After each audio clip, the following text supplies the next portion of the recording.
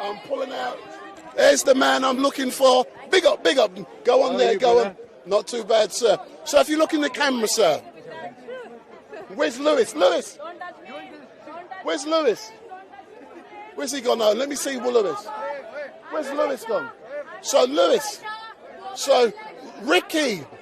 My bro. Good afternoon, sir. If you look into the camera. Nice to see you. So you are one of the persons who attended Southport the day after the 3 girls were murdered. Yeah. You were there. I was there, and I interviewed you 100 feet away from where the girls were murdered. Yes. Can you describe to the people what you saw, heard, and felt on the day? Yeah, well, when I got there and I spoke to yourself, of course, it was very emotional. And I went there that day just to pray for the community, stand in solidarity for the community and the victims' families. And of course, when I spoke to you, we prayed for the community. I spoke to and prayed for a few people there who are all mourning for the loss of our young children. And us with children at home, it was a very emotional time. And then, of course, after we did that conversation, the riots broke out like 5-10 minutes after that, just like 5 minutes from the location. And it was sad because I think we were in agreement that day, Street Mike. We said, today's not the day for politics and for protesting, it's more for the families, but it is what it is. The British people obviously have had enough. The governments don't want to address the problems and the concerns of the British people. And we saw what we saw, though we don't want to see violence, we don't want to see these type of things. We don't want to see our communities divided, we want to see our communities united. But it was a day that definitely goes down in history. What do you have to say? You don't have to answer this question. At the fact that the narrative was, all of the riots were orchestrated by the far right, and it was initially circulated on social media that the perpetrator Axel was a Muslim. It was later confirmed that he was not. But what do you have to say specifically that it was the far right and Tommy Robinson's followers who orchestrated the subsequent riots that took place around this great country? What do you have to say about that? Well, it's a completely false narrative. That's correct. Yeah, it didn't happen like that at all. These were concerned British citizens that have a right to protest if they are... And look at... This is Speaker's Corner. Yeah, they have a right to protest if they want to protest. British citizens, no matter which community they come from, everyone's got a right to protest, and that's what was going on that week.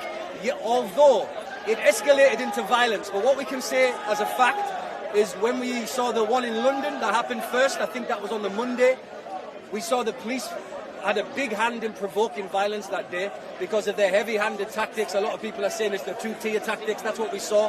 And so you saw the protesters reacting to that. We saw the same thing in Sunderland. Then we saw the same thing in multiple cities, including Middlesbrough, where people who attended that rally said that everything was peaceful until the police applied certain tactics, provoked the people that were protesting, and violence ended up being the result. So it definitely wasn't the far right. It was literally British public that had a right to protest what they wanted to protest. And the lie that Tommy Robinson was the person responsible for it all is a lie from the pits of hell. Tommy Robinson is not responsible for any of that violence, any of that rioting. He's been framed, the narrative's been thrown at him so he can be a fall guy, so the government don't have to address the problems that the public were on the streets to protest. So that's what it is. Tommy Robinson stands for this country, he stands for British values, he has a right to do that.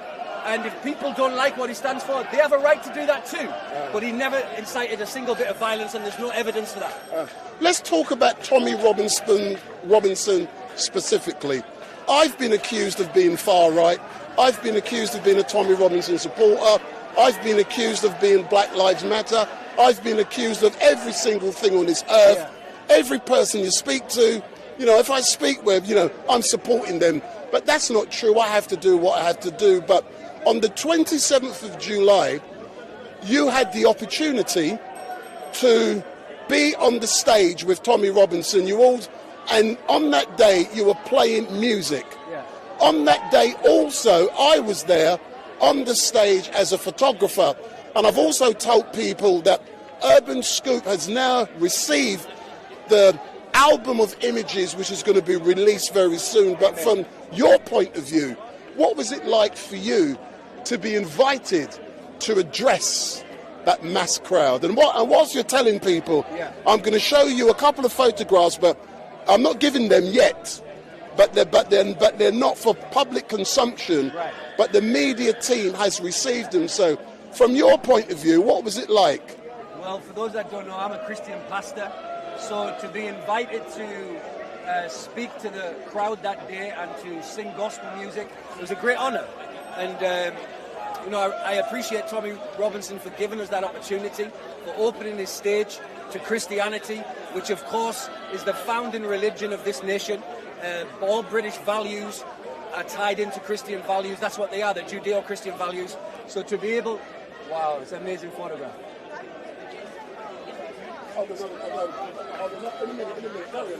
Yeah, so as I said, British values are Christian values, Judeo-Christian values. This country is founded, built, prospered on Christian values. So to be able to stand on Tommy Robinson's stage at the Unite in the Kingdom rally to 100,000 people and speak about Jesus Christ and sing gospel and worship unto the Lord, it was phenomenal, and I will appreciate Tommy Robinson for that for eternity. So it was a day full of peace, love, unity, and everything the media has said about it has been a lie. Wow, amazing. There was nothing far right about that rally. There was nothing instigating towards violence about that rally. It was a peaceful day, and I would encourage everybody of every religion, of every creed, of every ethnicity to be at the next one in October. It's going to be phenomenal. And in closing, Rikki, yes. You said you're a pastor, Yeah. and you're a pastor in a very famous part of London where the riots took place. I believe it was in 1985, after the police came to arrest a gentleman by the name of Floyd Gross. Okay. And as a direct result of that, his mum, Sherry Gross, had a heart attack and died. As a direct result of that, the riots took place in Broadwater Farm. Okay. As a result of that, PC Blakelock was killed. And that's just down the road from your church. Right. What is it like for you being a pastor in Tottenham? I love it. I love Tottenham. I love the people of Tottenham. The church is prospering. We get 1,000-strong congregation every Sunday. Are you serious? I'm serious. And it's right in the heart of Tottenham. And if you look at our congregation, it's multi-ethnicity. We got white, we got black, we got Asian, we got Fiji, we got whatever you call ethnicity, it's in that church, all united under one banner, and that banner is Jesus Christ. And that's the same banner that this nation needs to unite under. This nation needs to unite back under the banner that is Jesus Christ, that is Christianity. It's what made this country great. It's what will make this country great again. And that's what we're here to represent. I'm not here for any political agenda. I'm here for the Christ agenda. But why have you not asked Street Mike Come on. to come along to your church to live stream a church service? Why have you not asked me? Well, Street Mate, this is a very good idea. I think, did I not ask you this already? No. Oh, okay. You've asked me to attend, but not to live I stream. think attending is a very good start, and then we can definitely live stream. But I would like to attend and live stream at the same time. Well, come and attend. Because I'm in churches every single day, but performing a different task. Yeah. In London, I'm the biggest live streamer of funerals. Yeah. You know, I'm contracted by funeral directors around this great land. Right. So I'm in churches every single day. Right. All different denominations. Yeah. You know, I'm waiting to be invited to a mosque. That hasn't happened yet. And Ali Dawa is going to be taking me. But I would love to live stream a church service. I've done it at St Michael's in Wembley during the Christmas period. But I would love to come to Tottenham because I just jump on the Enfield Town, the train from Enfield Town to Liverpool Street and get off at Bruce Grove. Well, Street Mike, I love what you do, man. And to all of Street Mike's watchers out there, Keep supporting this man. It's amazing. He's showing the truth.